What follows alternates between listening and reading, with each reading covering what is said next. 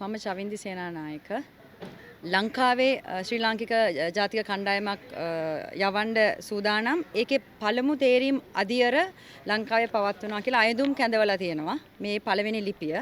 ඊට පස්සේ අවස්ථා ගණනාවකදී තරංගාවලි කල් දැම්මා. පෝස්ට්පෝන්ඩ් වුණා. ඒත් දෙමව්පියෝ මේක මාසයක් තිස්සේ අල්ලගෙන හිටියා. තරංගාවලි ඉවර වුණා. ඊට පස්සේ දෙවෙනි අදියර පවත්වනවා කියලා 6:22 ලිපියකින් දීලා තියෙනවා. ඒකේ සම්පූර්ණ ක්‍රයිටීරියා එකත් එක්ක තරඟ නිර්ණායක එක්ක මෙන්න මේ විදිහටයි පවත්වන්නේ දෙවෙනි අදියරය කියලා.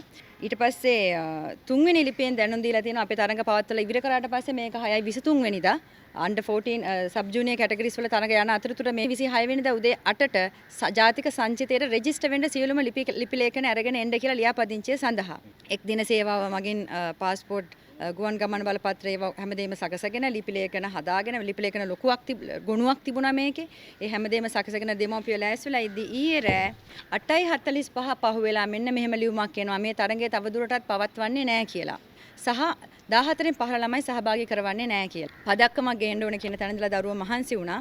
හැබැයි දැන් අවසාන අද රෙජිස්ටර් වෙනවා කියලා හෙට රෑ 8 ඊයේ රෑ 8:45 පහුවෙලා තමයි අපිට කියන්නේ තරඟයට ළමයි යවන්නේ නැහැ.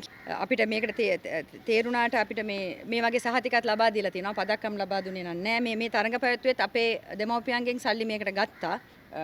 මේකක් එවලා තියෙනවා මේ තරඟාවලිය සෙල්ෆ් ෆන්ඩින් දෙමව්පියෝ සල්ලි වේදම් කරන්නේ මේ තරඟාවලියට අපි කිසිම වෙලාවක රජෙන් කිසිම දෙයක් ඉල්ලුවේ නැහැ. අපි මේ WTF එකෙන්වත් කිසිම දෙයක් ඉල්ලුවේ නැහැ. අපිට සියලුම තරඟ විස්තර එවලා තිබුණා මුල ඉඳලම මේ වගේ වියදමක් යනවා මේ තරඟයට සහභාගී වෙන්න. ඒතර දෙමව්පියෝ කිසිම තැනකදී මේකට විරෝධතාවයක් දැක්ුවේ නැහැ.